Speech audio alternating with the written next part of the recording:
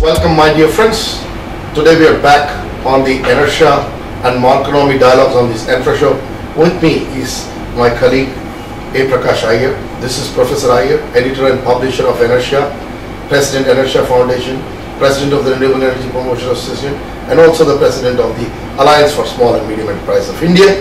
And with me, my colleague Prakash Iyer, who is the Secretary General of most of these bodies and a dynamic person who was a very specially able person who has done a lot in this country. And we are back with you after a very long hiatus and a very an opportune time that we are back, right? Good evening, friends. And we are going to discuss about the 100 days of this government. No, I think we need to now go a little bit beyond those 100 days. Now we are looking at the 150 days of the Modi government. And if you look at it, there is a 365 days situation in the year. And what we are talking, my friends, is in the 365 days, if you consider 300 working days, the Narendra Modi government has already passed its 50% of the time of the year one of its working tenure. So with all due respect and with all due consideration, we say minus the 65 days, we minus it 365 days. We don't want to be very tough. We say it doesn't work for 365 days. But earlier governments only worked 150 days. This government, assuming that it works 300 days, or I would say presuming that it works 300 days, 50% of the 300 days of the first year are over now, my friends, in the Deepavali time. Right? Am I right? Professor, I want to ask you, first of all, will this government get out of the election mode? It's a very, very difficult question, you know, and both of us, as I would say observers, have seen something that we are constantly in a pitch. It seems what Modi ji is good at, which is basically convincing people, right, on what he says. And he has been good at, he doesn't have to prove anything, actually. And he continues to take pitch, right? And unfortunately, the way the elections are also staggered, I think giving him a little bit of mark would say that situation is alright. But when you sit back and relax, like the Maharashtra and the Haryana elections, and incidentally, my friends, it's very interesting. Both of us, we have history with Mumbai and we have also history with Haryana. You know, we spent our young days, or what you call in Hindi, the bachpan, in the state of Haryana, and we have grown as professionals and as people in Maharashtra. So we owe our allegiance to the great country of India, but definitely owe our allegiance to both these states. And incidentally, as fate and destiny would have it, these very two states went to elections. Am I right, my friend? Right. And what happened is came quite quickly. If you see the entire flurry of events, we were very happy that when we advised and we wrote to Modi ji and also wrote an article in our May issue that he should first focus on the SAARC. Modi ji did the right thing. He went to Bhutan, he went to Nepal, and then he kept that time US on the back burner, right? And over a lot of jostling around, finally the whole trip went off and we saw Brazil, where we clinched a certain image building happened with the leaders of the BRICS, and all that events happened. And then subsequently there was a very nice visit of Japan. Unfortunately, the noise of Japan died down. But let me tell you, that was a I would say landmark visit and a mind-boggling visit that he did in Japan. Because for your information, my friends, in India, one of the main reasons from the sector that we cover at the forefront of power, it is the Japanese who have done very well. You see the Mitsubishi, joint venture with L&T. We see the Toshiba joint venture with GSW. I would like to specially discuss, and the third one was our friend BGR, who is no more, and his joint venture with Hitachi. Of course, Hitachi worldwide is, for your information, taken over by Mitsubishi. So de facto, it is a Mitsubishi company. So in a sense, we have seen a lot of Japanese investment in a very critical sector called power. And I think Modi ji took that step a little bit forward by announcing the big ticket, I would say, cooperation with Japan, realizing, because there is a history of Japan with, we must recall and tell that there is history of Japan with the Gujarat state, a lot of Japanese investment. And I want to take it back to the Japanese investment that resulted in the way Narmada was funded. The Sardar Sarovar Narmada Nigam Limited was de facto and de jure funded by the Japanese investment. So there is Japan and Gujarat history in it. And while he was Modi ji was CM of Gujarat, that time these Japanese investors were already moving in India in the ultra mega power sector, where supercritical machinery and equipment were to be made, and we were jostling with the Chinese onslaught. And we all know that we exposed the story in February 2012 cover of ENERTIA, 2014 cover of ENERTIA, where we said 70 gigawatt, that is 4,20,000 crores worth of equipment were, I would say, ordered. I'm not saying that they have come into India, but ordered, advances paid by predominantly India's private sector, resulting in a major economic problem for India and definitely a scam of the UPA government, if you ask me. So, but it has gone, I'm sorry to say, most media could not even comprehend what that scam was, and it has still remained unnoticed. And we are, I think 70 would have already become close to 80 gigawatt, and we are still not away from the Chinese onslaught of power equipment in the, especially in the power sector for the thermal power. But then there is a balance which came from these three units coming, and I give you some good news that recent orders in NTPC were backed by the Toshiba joint venture. So this is a little bit of a play that we must use. Coal is an issue now. Yes, my friend, while this is happening, coal becomes an issue. So the whole issue is now again coming to that. What happened? Was it the creation of the Modi government? No. The coal scam was the creation of the previous government, if it is a scam. But we have a different view.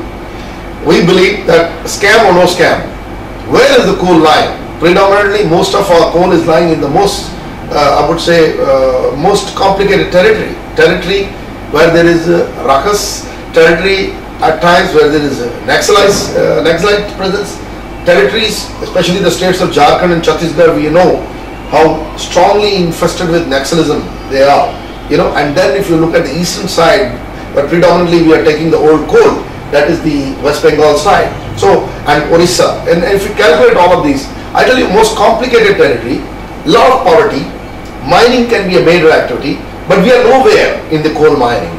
Let's give the figures. Today we are 295 billion tons of coal.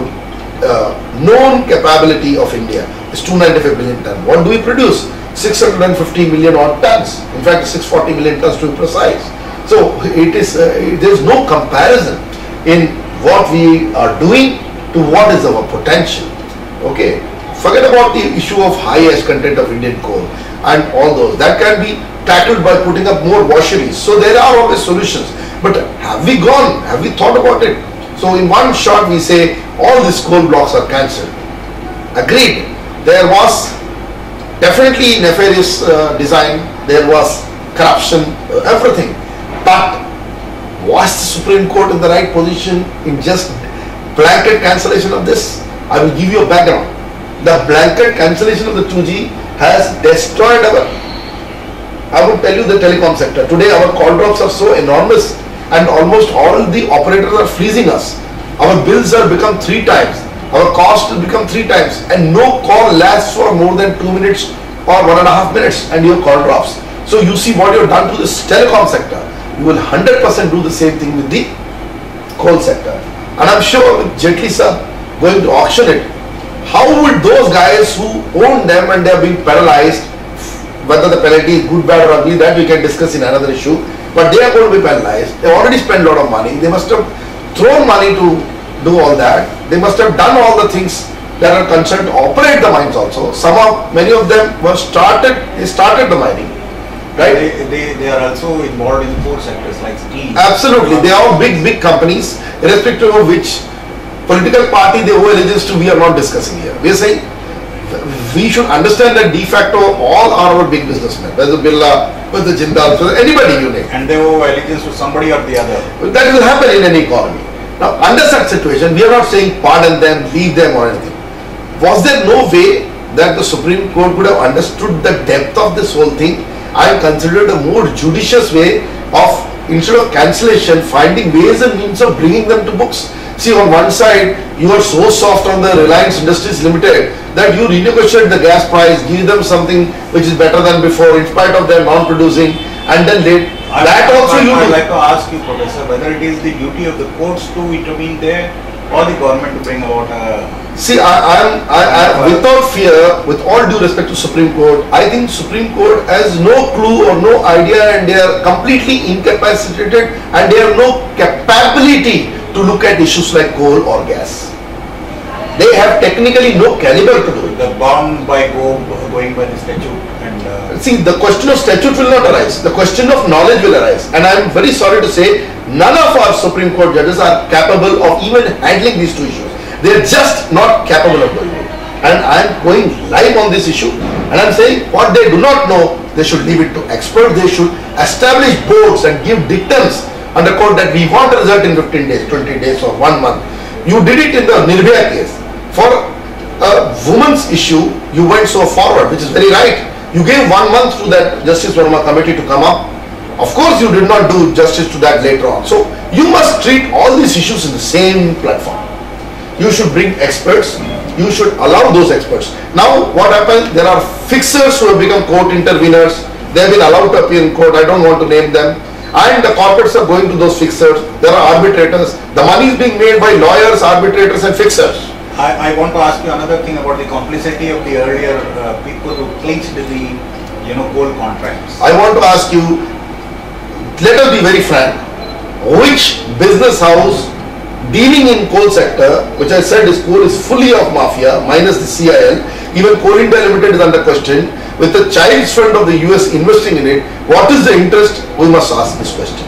Now, under such a condition, what didn't the businessmen knew all along that when they get caught, their entire actions will be questioned and their whatever actions they are taking or taking the issue forward is going to be backtracked. So I will tell you, if they had teeth and spine, they should have simply refused to quote. But what happened? This is one-upmanship in our country. If a tender comes, somebody or the other wants to upstage the other guy. So all the big houses went to grab it and they will do anything. Everything is fair in love, war and unfortunately business. And that's what they did. But whom they were dealing with? They were dealing with the worst sharks. On the surface of the tender, behind it is all fixing up. So this business has been happening for years together. It's not that we discovered it yesterday. Now, the whole media has come around it. They call Colgate the biggest scam. Okay, agreed that it's a scam. I am also saying it's a scam. But what is your treatment of a scam? There are many scams. Now we have put up a 24 crores cross-border scam, right? This is, my friends, our cross-border scam. If you can pan this camera, you can see this scam. This is the 24 crores cross-border scam in the Indo-Bhutan deal. Now you tell me why the media is not taking this 24 crores. Because they say 1,000 crores is, we must have a scam worth 1,000 crores so that we can... Professor, again, I would like to tell our viewers. Yes. People generally talk about low-hanging fruits. Absolutely. How low is this? Oh, this is not low-hanging fruit. This is a low-value fruit, my friend. A 1 crore scam is not a scam. 24 crore scam is not a scam. So selective discourse will happen, and then we will have a very large. We'll say, 1,76,000 crores notional scam will come in. I am calling it notional because it cannot be 1,76,000 crores. Even this government will come up with a figure of 20 or 30,000 crores. They cannot justify the 1,70,000. So such stupid arguments, just arithmetic calculation, taking your calculator and saying so much scam has happened doesn't work. Well, so because where we are really saying the scam has happened is 70 gigawatt of Chinese equipment have been ordered by India's private sector during Sushil Kumar Shinde's regime. And Sushil Kumar Shinde went for his nice visits and tourism visits to China, in which R.V. Shahi and all those people were involved, ex-secretary P. Umashankar was involved. And this scam is 70 gigawatt multiplied by 70,000 megawatt multiplied by 6 crores per megawatt. That is the cost. That is today's cost. If you amortize it, I am not doing the net present value of this. But if you calculate it, 4,20,000 crores. Why our friends do not calculate it in this way? It is much bigger than the 1,76,000 crore scam. So where they try to bring out coal from the coal blocks to feed these, inefficient plants? Yeah, it's very simple. We are making ultra mega, you got all the manufacturers in. Now what you have done, you ensure that you will not be able to take out your own coal to feed it. So I say this is also the angle you look at it, that you are being forced to import coal. So what is happening when you import coal? Most of your plants on the coastal side can import coal. But there is a big argument going on. Hinterland coal must be blended with imported coal to bring a levelized cost and tariff, which we are not discussing. Now we are ensuring that our coal will not be taken out. Now we will be forced to go out, and even hinterland plants will import coal from abroad. Now this situation is a very dangerous situation, and I tell you, this situation will make India energy poor further, because if we continue to look at taking out our coal and we had taken out all this coal in the next 1 year. Let the Modi government come, and situation was that there is a renegotiation and the negotiation is transparent, and they say okay, auctioning is transparent. We wrote an article. What do you do about the CAG report and brought out? No, bring the report, but what is auctioning? See, if your input raw material cost is going to go at the highest bidder, right, and you are going to quote this in dollar terms and compare that in dollar terms, what you are de facto doing is you are raising the tariff of the output, which is your electricity, right? Coal will drive that.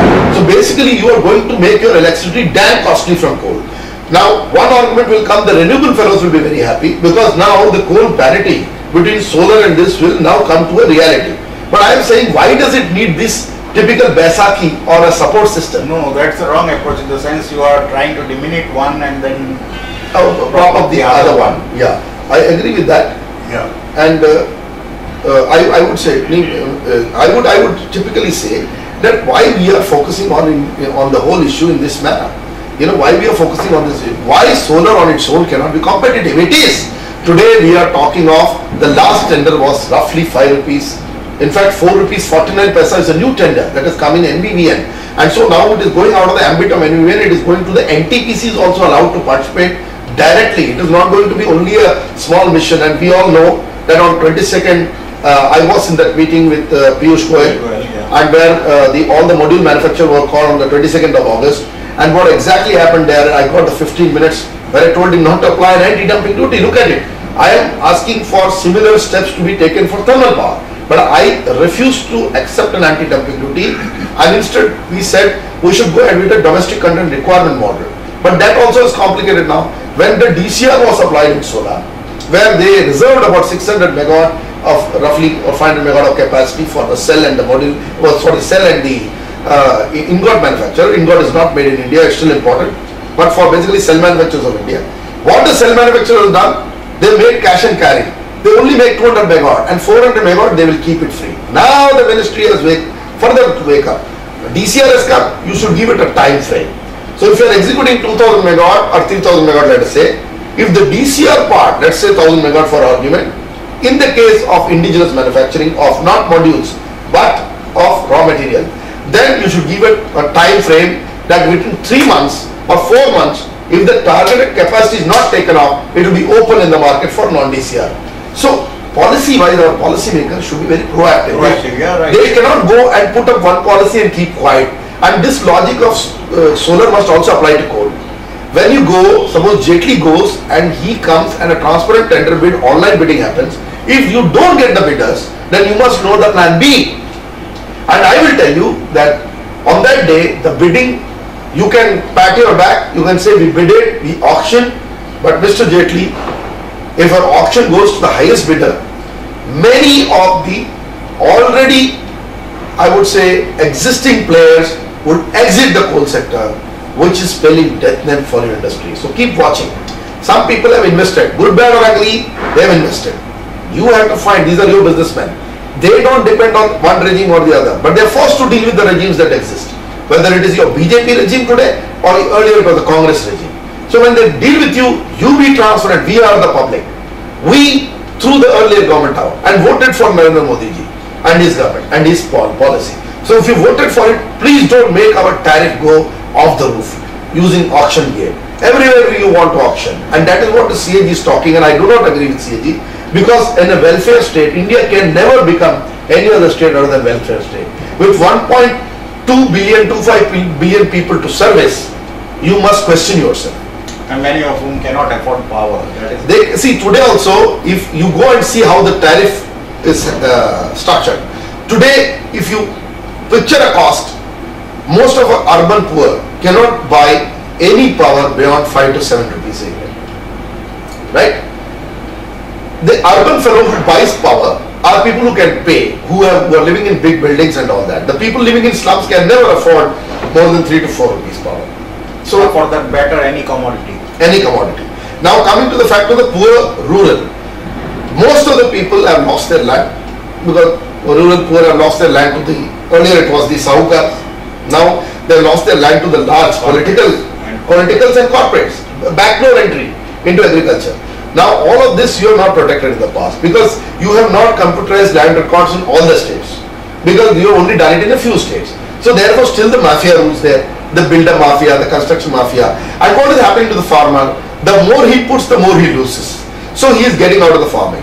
The tracts of areas that are being farmed or farm produce or food security is concerned happening is not happening scientifically. It is happening under the I would say duress of the world market. I give you a simple example. The Taraudi rice, which is the world leader, rice ball we call it. I studied from Kurukshetra. Rice ball, it used to get $2,200 to $2,400 per tonnage of rice. Now that situation is international export price is close to $900 to $1,000. Now at $900,000 the rice mill fellow will go and still sell his rice. But what happens to the back-end calculations? The fellow who does farming wants to exit it. And what will he do? Instead of exiting, he has to still continue. He does not know to do anything else other than doing that. So he has gone from typically basmati rice to dhan, the regular rice, which comes quickly. A lot of water table has gone down. The Saraswati river has escaped, right? The water, you have to go 300 feet below to take it out. So your water security is destabilized. And what you are doing, you are satisfying a market of the Arab countries because they use your cheap resources and you export. And none of us Indians get those great quality rice produced by the Taraudi belt, right? It is only for export. So at a low cost. And what happens? The local farmers hammered below the belt.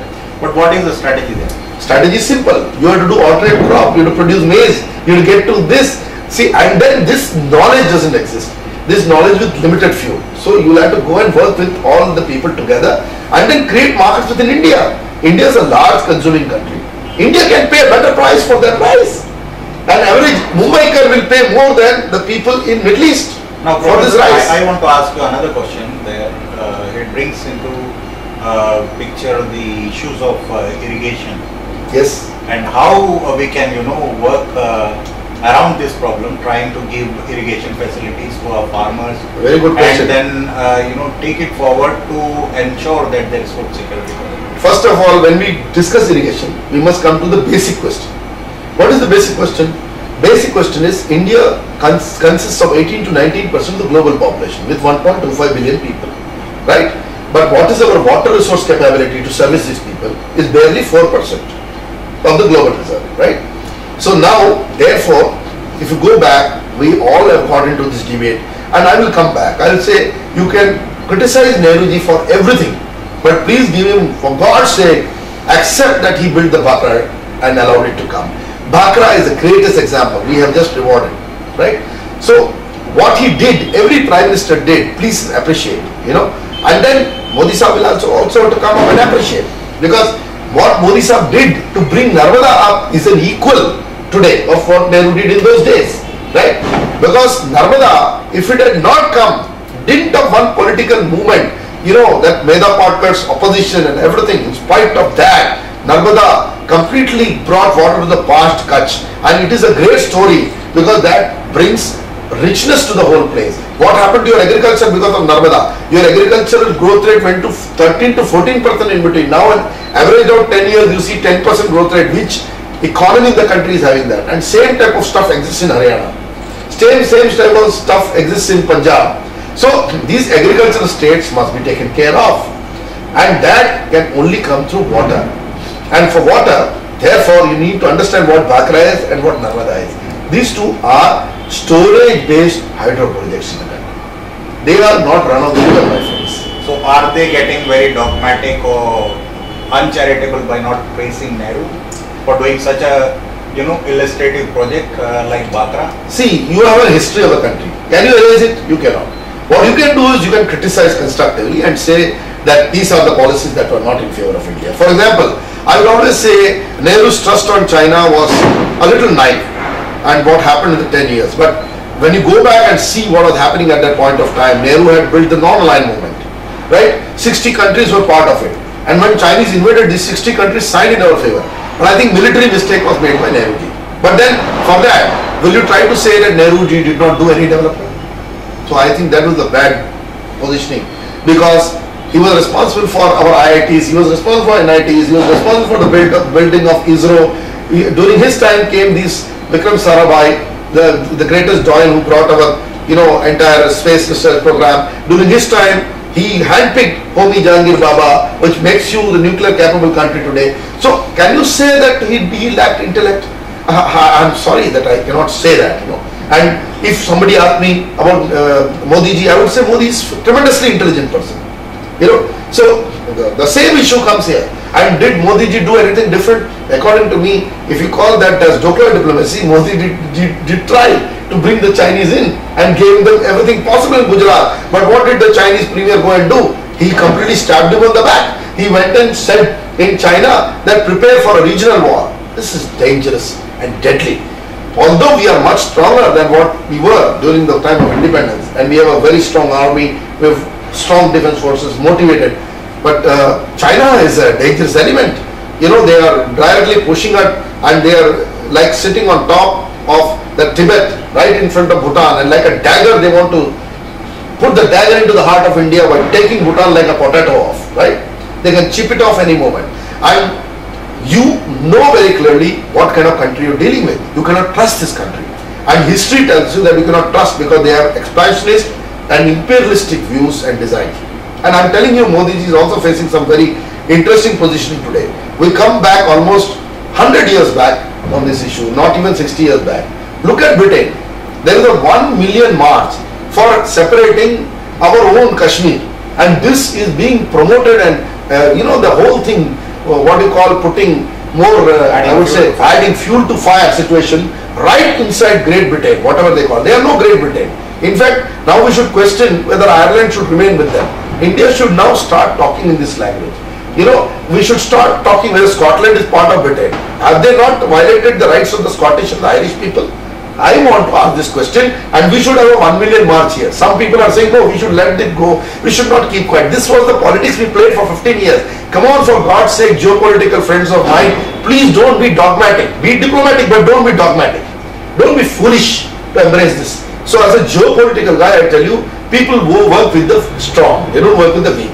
When China,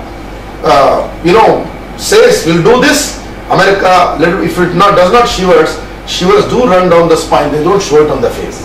Okay? Don't think that the Americans are very, very unscared of Chinese. I'm sorry. The way the Americans are behaving, it doesn't look like they are not scared of China. And they want to use India against them. So when you know this is the situation, you must don't play ball, but have your own position. You understand your strength.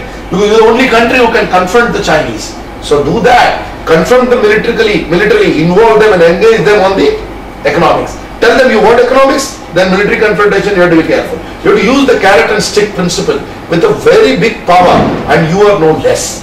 At least you must know what is your strength and your weakness. Your weakness is you can't go on a direct war with them, right? But your strength is, I'll give you a good solution, Modi Saab, on this channel, right? 70 gigawatt. Call all your private sector fellows in a single meeting in Delhi and tell them that you cancel these orders tomorrow.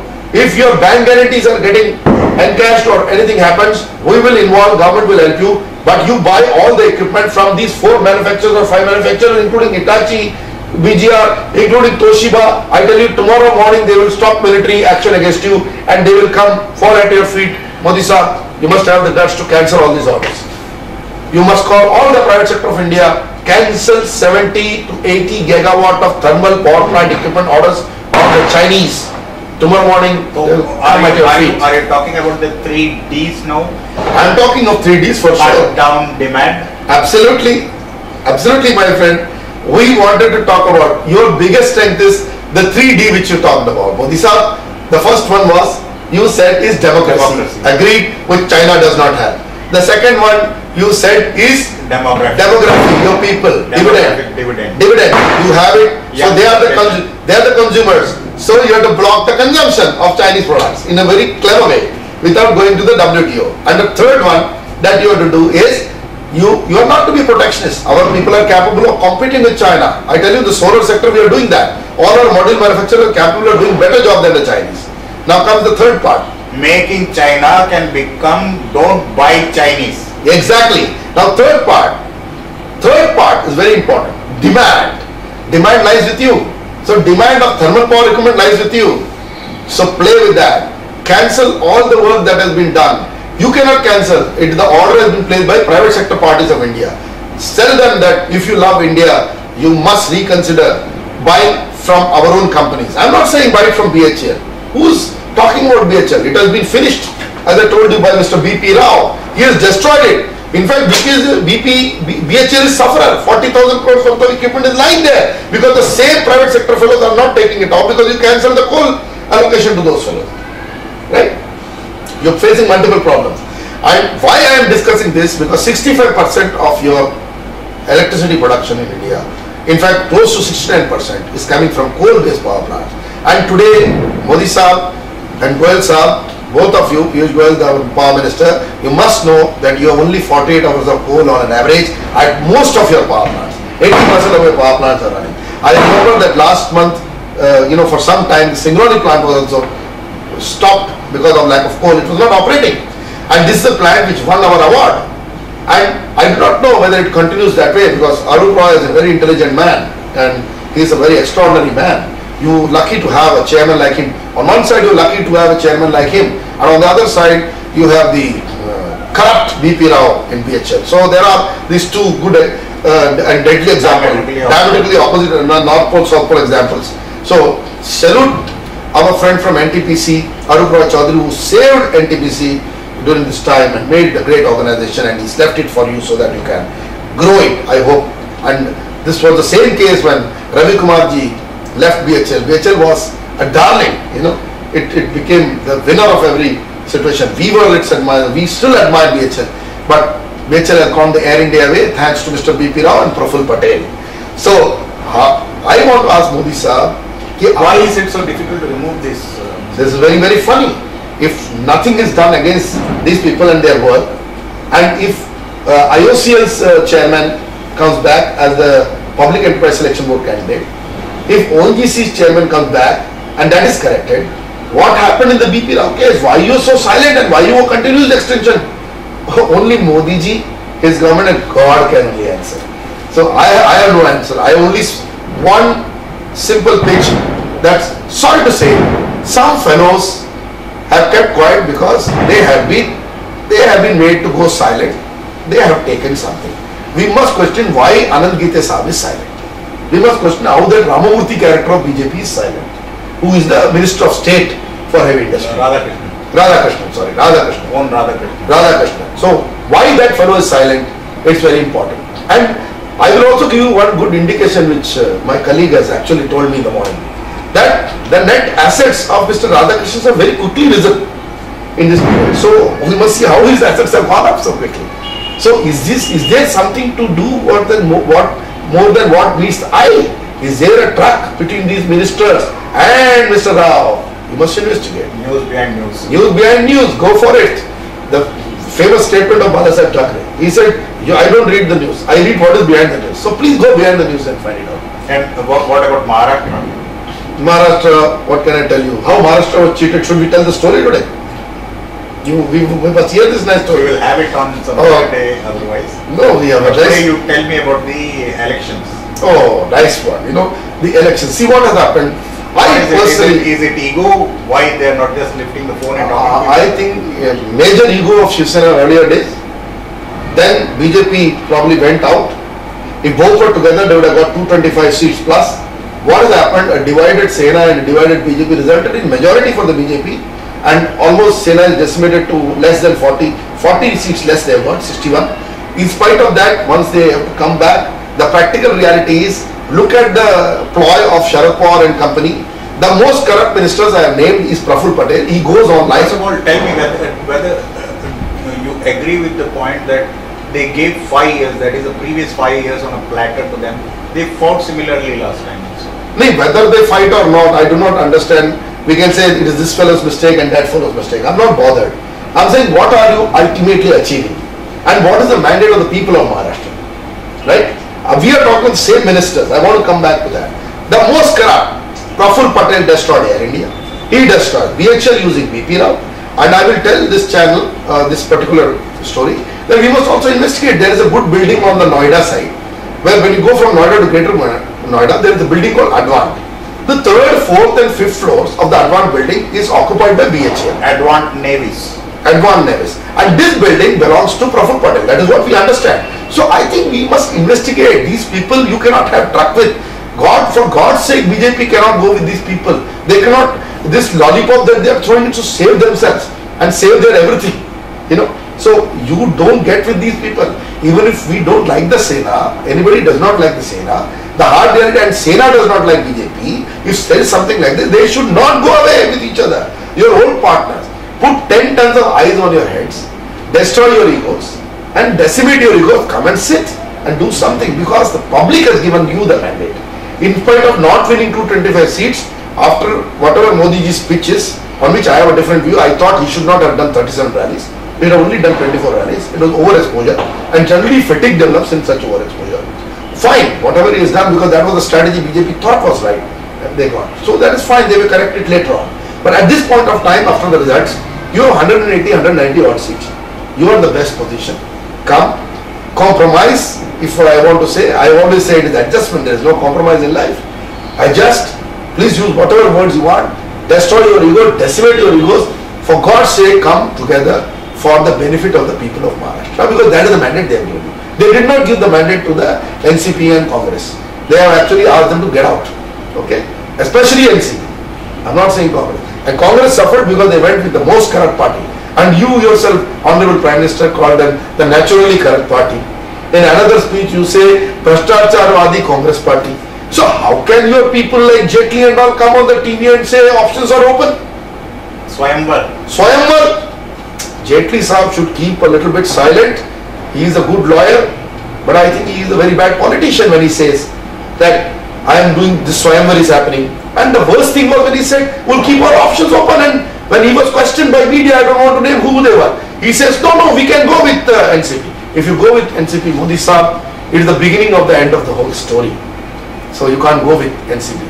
You cannot go with the party you labeled just some time back as naturally corrupt party. You know it, so don't do it. That is my advice. And we are bold enough to tell you that you will be wrong if you do it. And if all your colleagues want to do that, God only bless them for this harakiri. You must work with the Sena. There is no other way. And Sena must work with you.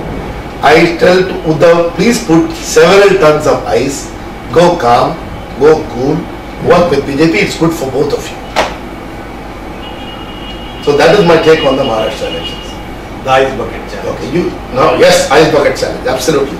Now, I think we should tell this nice, spicy story, which will be enthralling for people. You know, this is our great doyen of India who built the hydro power, because I said hydro and solar, and these are all the big things that will save India. For example, PUG and his department has agreed to our point of view. We gave a REPA inertia report, which said 50 gigawatt by 2022 should be the national solar mission. And we now call it the Rashtriya Urja Solar Mission. And that roadmap has been accepted across my 22nd August delivery to the minister at his New Delhi Municipal Corporation convention with the module manufacturers, where the minister has taken off from there. He took the report from me. India solar superpower, 50 gigawatt by 2022, 100 gigawatt by 2027, 150 gigawatt by 2032. That is the roadmap that we have given. We given the document to him.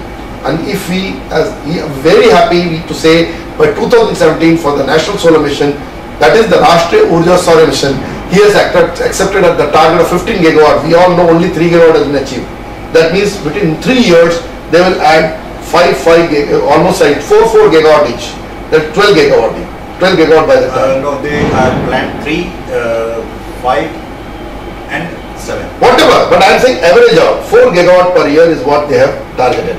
Right? And when they reach 15 gigawatt, I will tell you doubling is no big deal, because in the next 5 years. This is 15 in addition to 3. Exactly. So let us assume that it will not be in addition. Let us say they will only achieve 15 gigawatt. 15 I am going very conservative.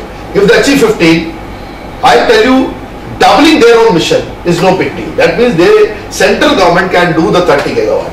And Rajasthan and Gujarat will 100% do more than 10 gigawatt each by 2022. That means you are already crossing 50 to 60 gigawatt. So what we said is coming true. We are very happy for this. Same way I come back to the story of hydro. We have written that the Prime Minister must revive the Subhanshini project. The 2000 megawatt Subhanshini project. Subhanshini is it is in the Brahmaputra basin, right? Subansiri project, we are talking of the lower Subansiri, 2000 megawatt. That is the gem of a project, and we said it is Taj Mahal of hydro projects. Not only that, we said when they cancelled the Rolwari Nagpara project in the parliament, the earlier government, please revive it. Those two projects, that is 600, 700 megawatt. I tell you, if you do the quick revision of these projects, revive them and build, it will come in your tenure, sir, the Prime Minister's tenure, and I tell you, this will have massive impact. It is not electricity. It is electricity, it is water, it is irrigation, it is lifeline for the people of the entire eastern region. The way you did the western region with Narmada and Koina. Let us also work on Koina. Let us revive on the water sharing. Why Koina is only producing 600, 700 megawatt of the 1960 megawatt it can produce? I think Koina should always operate at 1500 megawatt plus. So think of it. Try to revive your hydro. Try to revive this. Try to bring storage. Try to do check dams. My favorite project, between Mumbai and Pune, you should have a massive reservoir in between, because that is the catchment in the right in the middle of the Sahyadri Hills and the Western Ghats. You know what Lonavala Khandala exists. So you must try to bring artificial catchment. It can supply water to almost 40 to 50% of Maharashtra. You may even give it to Karnataka.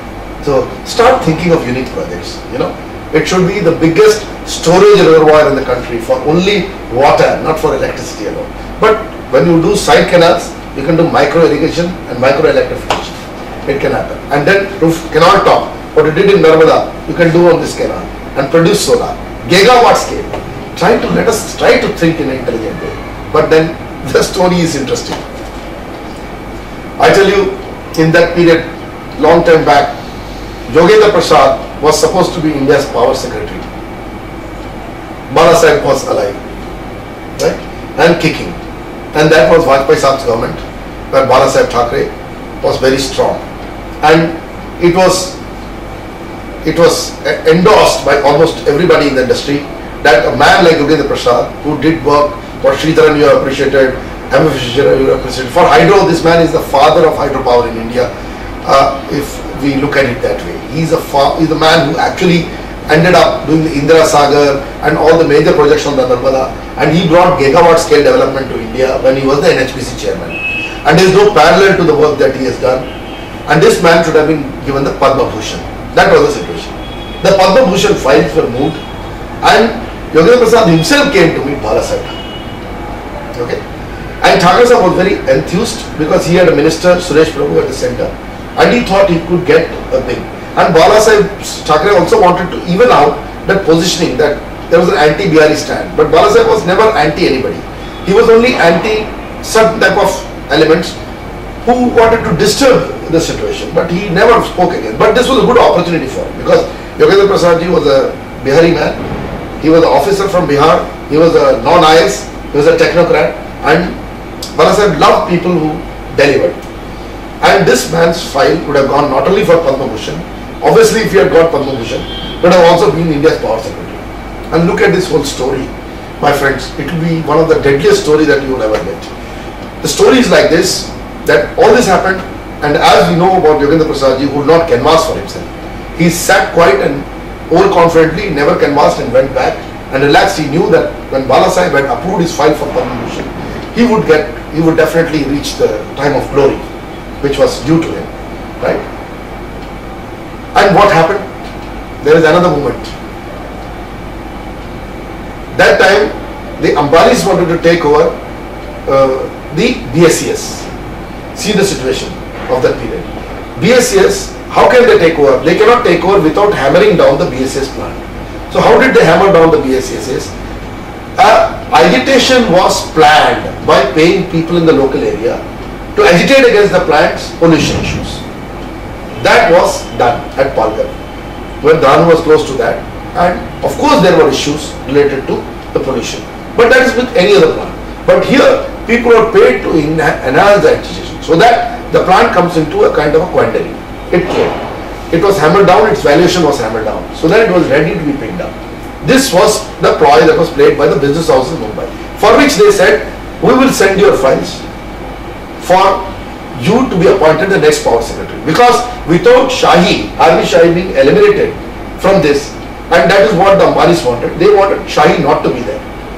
So the best way is push his papers to the center. That's what they did. And the kingpin of this whole game was Mukesh. I will not blame Anil. That time, because Mukesh was playing all these games. And what they did is, we know very clearly what happened. That R.V. Shai's file went to the center. And when Vajpayee Saab had given a promise to Balasaheb Thackeray that हम आपके candidate को ही ले लेंगे. But as Vajpayee is a very large-hearted guy, he doesn't interfere with a lot of things. But every secretary's role at a time, because Vajpayee came, he never changed his secretaries from the erstwhile governments. So the PMO people, I'm telling you, were literally bribed, because there was no way Shahi could have become secretary, because the person like Yogendra Prasad had convinced IAS officers that technocrat must become the chief of India's power sector as a secretary power. But here comes Mr. R.V. Shahi. He works with this business house. I don't know how much personal gain he has got, which now we must investigate, because he immediately went and joined the Energy Infratech after he was power secretary and got them all the benefits of hydropower. That is another investigation. But we must know his record is not clean. And what he did is, in this case, perfectly not clean and clean. Balasaheb was cheated. How he was cheated was that the PMO officials were bribed by the business house. We must investigate this, how much money is transferred between them. And suddenly, we get the announcement at that point of time that R.V. Shah is the new power secretary from where on earth, when the case was not at all for him. There were 3 officers filed at a time. Yogendra Prasad, R.P. Singh, who was then chairman of Power Grid, and R.V. Shah. And if you compare all these 3, the 1, 2, 3 will be Yogendra Prasad and very distant to R.P. Singh, and there is no existence of R.V. Shah's position to become the power secretary. And many of the engineering things, when we talk to Mr. Shahi, he does not look like an engineer when I talk to him. And Yogendra Prasad will vouch for what I am saying, right? And I have dealt with him in 3 jury meetings, and I know how capable he was. So we had to change him as the jury chairman of ENERTIA Awards. So that is the history. So with this, for a long time I am coming out, and we want to question this man. The people who destroyed India's power sector were the Trishankus. One was the great Sushil Kumar Shinde, who devastated it, and his ally Shahi first, and then Uma Shankar. So they must be questioned, and we are coming out with a story on why these men should not be pardoned. It's not about stealing or anything. It's just destroying the sector, right? For which we are suffering. Modi ji has to handle all this. And then this issue happened. The files were finally, this man's file goes, he becomes the power secretary, and we know that Dahanu power plant became the BSS taken over by Ambani's, and now that company is finally gone to the power sector, because Mukesh has no interest in this, because with all its problems, he wanted Anil to handle it. Unfortunately, Anil is now handling all that, and we know the reputation and other issues, because all these controversies have come on the lap of Anil Ambani now, because he is handling it, right? But this is the real history. And what happened? Famously, if you want to check up what I have said, go to the internet and check up famous statement of Balasaheb Thackeray. Because overnight, Balasaheb, what candidate he favored or what he wanted, is not become the power secretary, and his minister is there. So, and his minister does not have a clue of how this happened. That is Suresh Prabhu. So what Balasaheb famously said is, Balasaheb said, some people when they go from Maharashtra to Delhi, they behave like Alice in Wonderland. This is available on the internet. Please download it and take it to justify my statement, right? And Alice in Wonderland were finally changed as the minister, and our friend who is today the Minister of Heavy Industries was Anand Gite, was put up as the power minister in the center in the Vajpayee government. Vajpayee tried his best to stop this replacement, but Balasaheb, and every bullshit story has been given that money must have transferred and all. Balasaheb never took any money, never did anything like this. It was simply this issue which I told you. It is all allegations, all nonsense of an allegation, and his BJP must answer this definitely, because if you respected Balasaheb Thackeray, you respected everything, please question every issue that happened, and first throw out BP Rao, and tell that same Anand Gite that don't you remember this issue what Professor has now said, we have opened this up. And look at Yogendra Prasad, he's still shouting from the top of the roof. None of you in the power ministry want him. Why don't you want him? He's the man who has all the solutions, my man, for your problems. It is Professor Iyer who can give the solutions, who has told you this story. Why don't you have? We don't want to be advisors, but listen to people who know the subject. Don't try to play around with it. There are many people. We have hundreds of people. I have 250 people who are capable think tanks who can decide the energy strategy of the world in India. And that is what ENERTIA and REPA are working with. You're right. Right? So today I've told some story. Dig up that story. Go and see. See the culprits, they are in front of you. They must be punished. We want to take this story further forward. There are a lot of things we can say. But through these dialogues, we want to bring to people what we exactly said. What is behind the news? What is not in front of the news? What is behind those lines written, right? So we are trying to expose some things behind those lines. Like the Bhutan issue, the way we have hammered, how many people get into trouble with the 24 crore scam? You know, it is not a 24 crore scam. It is a bilateral scam where in a monopoly contract and where a bilateral treaty exists, the sanctity and the sanctum of the bilateral treaty is decimated by giving commission to an agent over there, which is completely to secure an order to giving a commission, which is nothing but official bribe paid.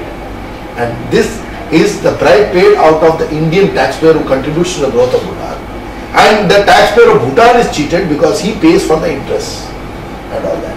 And then all this, while you're doing, the next question comes. Monopoly contract was given to BHL. So did BP Rao and his team, I'm not talking to the previous chairman, and use BHL to pad up the cost and give this off on a platter to those guys at BVT, Bhutan Ventures Trading, the company which got it. And now we have not written it in the September issue, we have not written the name, but at that time our friend Pawan Verma, who is today MP of the JDU, was the ambassador, and he wrote nicely as the ambassador of India to Bhutan. He wrote nicely that Sangye Wangchuk is a very honorable man, so without his signature, can he be appointed agent? So our media has not even woken up to this story, right? We don't want to name them, but what definitely a strong inertia has not only woken up, we made this story. And Bhutan, I can tell you, people on the streets of Bhutan vouched by an Indian journal called ENERTIA and vouch for our Bhutanese friends, which is the Bhutanese, right? So you go and check up the Bhutanese, or you open our ENERTIA journal and you know who working for the favor of the country and our image. I will personally never allow the Indo-Bhutan friendship of our people, and especially that established by His Majesty, the King over there. And I will not call the rulers here, because the rulers here were selfish, most of them. But I would say Modi Saab was gone back and said, I will give you 6,000 crores. For the sake of Modi Saab's vision and wisdom to go to Bhutan first, and the 4th king and the 5th king of Bhutan, I will not allow the Indo-Bhutanese relationship to be jeopardized by the interest of a few bullies and crooks, starting with the BHL chairman, Praful Patel in India, then Dasho Sonam Shari. I should not call him a Dasho, sorry. Then there is Sonam Shari, let us call him spade a spade.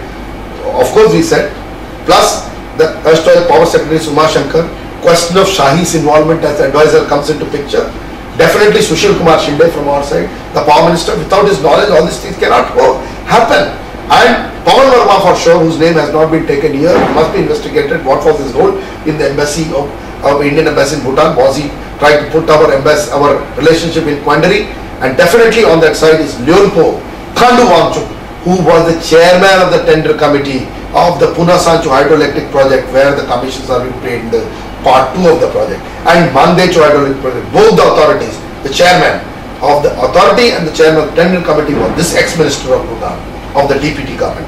Not only that, the road will lead to also Jigme Thinley, the Leonshan Jigme Thinley, the honorable earlier Prime Minister of Bhutan. Whether we should call him honorable man doing dishonorable work, that is the next question, you know, because he's lost power now.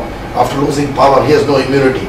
And I think for the sake of the relationship established by the 4th king with India and the 5th king who knows all these subjects now, it must be investigated at the top. And India should immediately throw out BP Rao. It must start there and start investigation against everybody that ENERTIA has named and the Bhutanese has named now. Bhutanese has done a series of stories after our expose. They used the ENERTIA expose and then they investigated themselves, and Tenzing Namsang, a very honorable journalist of Bhutan, has investigated well, he's done good stories, and both my colleague Prakash Iyer and Tenzing have done yeoman justice to the people of India and the people of Bhutan. by exposing this scam. It is not the value of the scam, it is the nature of the scam. Let us not forget that our friends from Sunday Guardian, they exposed a new scam of BHL. What is the scam? 1,000 crores was given in those days by Chidambaram's finance department, finance ministry to BHL to manufacture night vision devices. Defense ministry, sorry. But he was the finance minister. But when he was defense minister or finance minister this was? He was the defense minister. He was the defense minister. Defense contract. Okay, for the defense contract he gave 1,000 crores. Now that 1,000 crores was supposed to be indigenized night vision devices, which BHL had to make. BHL did not make it, my friends. It was the same BP Rao and his cronies. What they did? They went, imported from Israel this equipment, stamped this as BHL equipment and cheated our defense forces by supplying them as BHL mal. So I am not only talking 24 crores, let's investigate what all BP Rao has done. He is a sinner of the worst kind, a technically sound sinner and supported by very powerful lobby in the center. And that lobby is like, it is like termite. It will eat into BJP's own honor, I tell you, if you don't get this termite out of your system. So the Prime Minister has been written letters by us. We open here that we have openly represented these issues. I hope he gets time and he throws out BP Rao sooner the better, because all these skeletons are out of the cupboard and all this, not only skeleton, more snakes are coming and they can bite you very badly. So quickly they act for the sake of India, for the sake of Bhutan, for the sake of the benefit of 50,000 to 60,000 employees of BHL, plus another 30,000 deployed people who are contractors, suppliers, etc. of BHL, plus so many 15 to 20,000 people living abroad, and because the dependence on BHL is more than 1 lakh people. When I say 1 lakh people, it is not 1 lakh people, it's 1 lakh families. When I say 1 lakh families, every family considering 5 people it supports. 5 lakh people capable of contributing to India are going to be decimated because of the self-interest and the corruptibility and the corrupt nature of one man and his bosses, his gurus, Praful Patel and company, and all the other ministers who we have made. So quickly act on it, my dear Prime Minister. And this is just not one issue. There are many issues, like we must also touch upon a little bit on the Swachh Bharat Abhiyan. Great Abhiyan. Media supported you. I support you. Tendulkar came, 4 o'clock, he did Jadu and he went. Right? But my dear Prime Minister, with all due respect, sir, you come to the streets of Maharashtra, the state that has also voted you for majority. Please come and travel here. You'll see the same BJP and Shiv Sena run municipal corporations are the most corrupt. Congress is also damn corrupt because they control the MMRDA. MMRDA defunct organization. We should ask MMRDA to be dissolved. What is MMRDA? MMRDA cannot develop anything. They cannot even handle our rains. So it is an organization like you actually tried to dismantle and reform Planning Commission. Here you must decentralize planning, make these bodies planning bodies. They should not be development bodies. Planning bodies must force development bodies like municipalities and PWD to execute. Right? You also have an issue. Why should this country pay so much toll? Maharashtra is going to toll Rashtra. Every 7-10 kilometers there is a toll. Within Mumbai there are so many tolls. Mumbaikar are under a heavy toll. Why don't you remove these inside tolls? Oh, Honorable Prime Minister, why don't you ensure that the municipal corporation which have to clean the street, clean it? Why don't you look at the structure of the cleaning of this country? Because your wisdom and vision is great.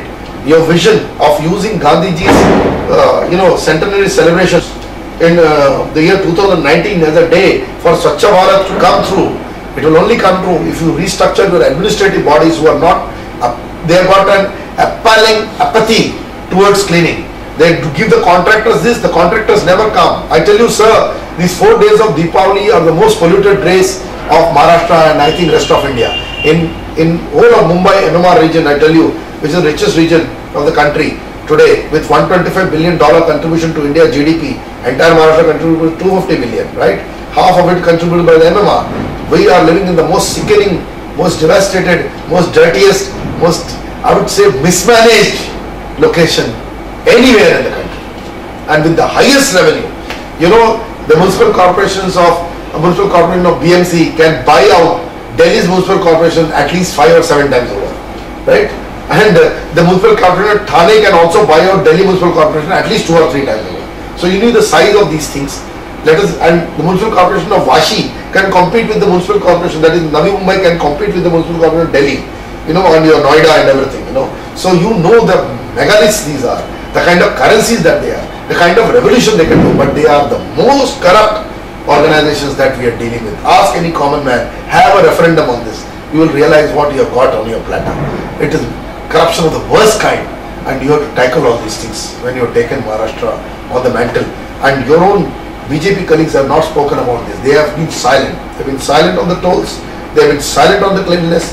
And it's good to come, and I am very happy that you did the Swachh Bharat. They run the municipalities themselves. Yes, and people. So when we put one finger on somebody, 3 or 4 fingers are on our side, sir. Let us have an introspection. The Honorable Prime Minister, you know what I am talking. Your own Gujarat saw it. Surat could never have been cleaned without a plague. Do we need a bigger thing than plague in Maharashtra? I will give you a simple logic here. If, for God's sake, and I pray to God it never happened, but if it happens, worst situation, and the sea rises, because Thana is just 4 to 5 meters above sea level, right? So it has to just rise, right? If it rises even once, and let's say the water moves in, I tell you, the amount of waste and garbage that it will take up, because every day BMC collects 1 Wankhede stadium. That means 7 municipal corporations collect 1 stadium each every day. That where it is dumped, we all know, and anybody goes to dumping yard will realize what a mess we are dealing with. And it's a picture that we are sitting around diseases only. And if these moves, all the debris will come and they will block and enter your houses and block and choke it. I can assure you, my Honorable Prime Minister, if this happened, for 100 years, Mumbai cannot be occupied. So understand what you are going to face. What a cauldron, what a hotbed you are in. We are looking at Kashmir. I tell you, if it happens in Mumbai, you can forget about your commercial capital. You can shift overnight, your whole economy is destroyed. You don't need anybody else to do it. Nature can do it against you. So prepare for this. Quickly and speedily in the next 5 years, change this whole thing. Change waste management, waste collection. Force people to, don't allow this large power plants to come from anywhere to supply. Please allow nearby this Dombili, the Thakurli power house to build a gas-based power plant. Please ensure that your waste management happens, waste segregation happens, and waste to energy they call it. I call it energy from waste to happen. For God's sake, do decentralized development in these cities. Don't allow. Gad chala gaya, Singh nahi gaya bolenge, lekin Gad to chala hi gaya. Minus Malabari in Pedder Road, I don't think India exists. Minus the Ambani space, I don't think anywhere exists. So please, when you launch Ambani Hospital, please for God's sake also come and launch a small hospital in Thane. Small place around us in the suburbs. Please come and see us at central and western suburbs. Then Honorable Prime Minister, that's what I want to show you. I want to tell you that the rich don't need your help. They already have enough, I tell you.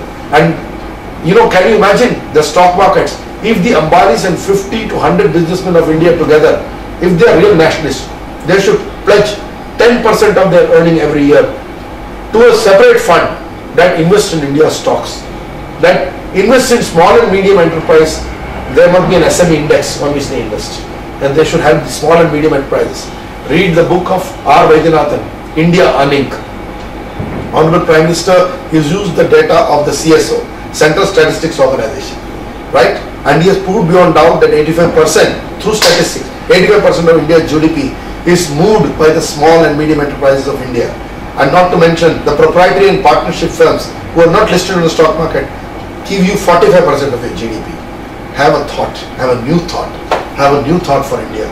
Not with these big guys, big daddies with whom you are roaming around, because they have no dil, they have no heart. They have not invested a penny for India. After they move around you, they circuit around you, what have they done for the country? I work with smaller and stronger businessmen. I don't take any promotion from these companies. I don't approach them. But all these small guys who are big guys in the energy sector, your solar is moving because of the small and medium enterprises, right? Your hydropower suppliers, maybe the big suppliers come, but the small things are done by construction contractors who once upon a time by definition are small and medium enterprises. They are the HCC, Patel, JP. These are we will say JP is a big company. No. JP, if you look at it, they were contractors. From contractors they became developers. There come the hard way. Please respect their position. Please look at these businessmen of India. Don't have any pakshapat, or what we call is, don't have any bias. So if you don't have any bias, if you have very clear eye, very clear wisdom, very clear ears, and you keep everything open, listen to your constructive critics, I tell you, you will be not only the Prime Minister of India. Today I label Vajpayee as India's best Prime Minister ever. We're coming up with a book, both of us, on that. But I tell you, if you do this in the next 5 or 7 years, we'll come up with a book, because we don't want to come up with the books like others have come up. We know what you've done in Gujarat is extraordinary, but Gujarat is just one portion, 6.5 crores of the 125 billion population, of 125 crore population. You have to help the 125 crores of India, sir. You have to work for them.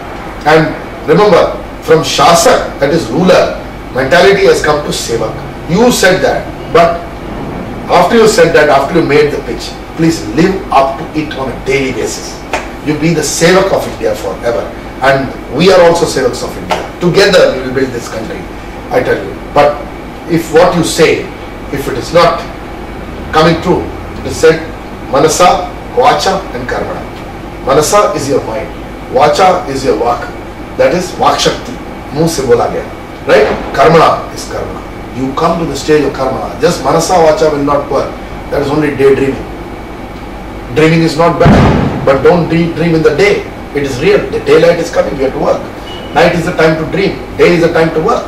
Let us come to work and let us build an India through our work, not through only our surface module of speaking. We are good speakers. You are a good speaker. And okay, I don't have a mass following. I am also a good speaker. Right? Prakash is a good speaker. He did not speak on this interview. I wanted to speak. Right? But he questioned me and made me speak. But actually all of us are good speakers. Are we good doers? Can we work with our hands? Can we produce result? Honorable Prime Minister, I believe you will do it. I believe you will force your colleagues to do it. You will make them work, and that work will do justice to this country, this great nation called India. Don't have any bias on anybody. Don't differentiate amongst dharmas. Sarva dharma samabhava. Please, don't have aversion to the word secular. Secular has been badly misused by Congress and others in the past and made it secular. Transform it, use the idea of assertive secularism, which actually does not differentiate, but at the same time does not also does not favor one community. It favors everybody. For example, you rightly said that development, when you build a bridge, you build for everybody, not for one person. You make infrastructure, you make for everybody. You deliver electricity, you do for everybody. You make a waterway, you do for everybody. So please stick to this whole game plan. Please stick to your vision and wisdom. It will help you. And I tell you, you have to be ruthless. You are not the Prime Minister of BJP. You are the Prime Minister of my Indian nation, sir. So people who did not vote for you are also your subjects, and they look up to you. And it's not that. Voting is a choice, right? I must have voted for you, but many of my brothers have not voted for you, right? It does not matter if they have not voted for you. You must have a very large heart. You must take them in so that next time they also vote for you. For that, you have to develop for everybody. You have not to develop for one. You have to develop for everybody. You have to disallow any type of stuff that comes out of your own stable or around your colleagues who say anything against any community. You cannot tolerate. You must say that my vision and wisdom, sarva dharma samabhava, sabka saath, sabka vikas, you have said, you must follow it up. You must ensure that these Yogi Adityanath and all their mouths should not open on this TV, on this ENFRA TV. I am saying, Yogi Adityanath, if I was in your place, I would have placed him under instant arrest for what he did. So I have that gall, I have that wisdom, I have the Shakti to do it. That is what we want. We don't want succumb. We don't want, these forces cannot make you succumb. Why should we listen to them? You have been made the Prime Minister by all and sundry who wanted a change in this country. So you are the leader of all of us. If a leader of all of us, I am born Hindu, but I am telling you, I believe in all the religions. So look at people like us. Look at people like Prakash, who stands for everybody.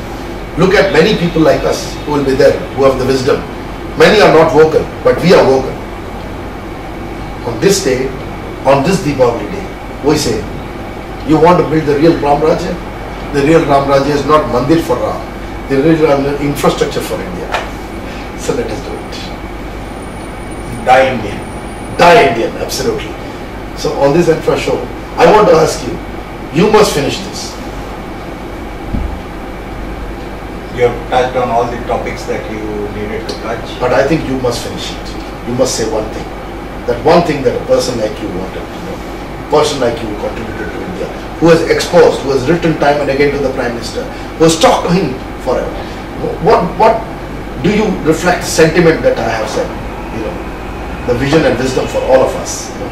My position is whenever you make a development or the country has to look at making a development which is all pervasive, and we have to see to it that the sections of the society that are the most deprived get developed more, and the development is all pervasive without any discrimination. Right. There is no scope for discrimination is what you are saying. So everybody is there. वही मैं कह रहा हूँ कि जो प्रधानमंत्री ने बोला सबका साथ सबका विकास, इसमें कोई धर्म नहीं, भेद नहीं, भाव नहीं, और आपने गांधी जी की बात करी और उसको उनको आगे लाए। आप पटेल की भी बात कर रहे हैं, एकता की, एकता को बनाए रखिए, एकता की बात करिए। हमें कोई ग्रैंड स्टैंडिंग करने की कोई आवश्यकता नहीं है इन लोगों के लिए। इन लोगों को हमारी हेल्प नहीं चाहिए, ये कर चुके हैं, देश को सब कुछ दे चुके हैं। अब हमारा वक्त आया है, हमें इनकी मूर्तियों को, इनकी चीज़ों को इस्तेमाल करके अपने लिए कुछ नहीं करना है, लेकिन हमें समाज में बदलाव लाना है। That is the whole question. We need to have change in the society. We need dimensional shift, tectonic shift in our thinking, right? That we are one India, that is the tectonic shift. One India, one nation, one people, tectonic shift. Very good. जय हिंद, जय महाराष्ट्र, जय Haryana, because we belong to both the states. Vande Mataram. God bless. Vande Mataram.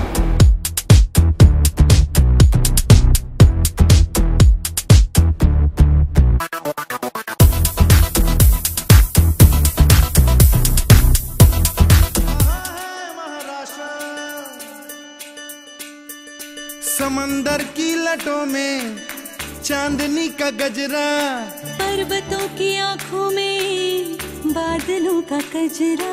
Hindustan की जान है ये रंग रूप चेहरा, संस्कृति का धनी है राज्य सुंदर सुनहरा। धर्म यहाँ पे तो मेहमान नवाजी है, सबका दिलों से होता स्वागतम यहाँ। अनंत है, अपार है, ये प्रांत नहीं ये प्राण है। जय जय जय महा महा महाराष्ट्र मेरा, देखो प्यारा महा महा महाराष्ट्र मेरा। महा है महाराष्ट्र।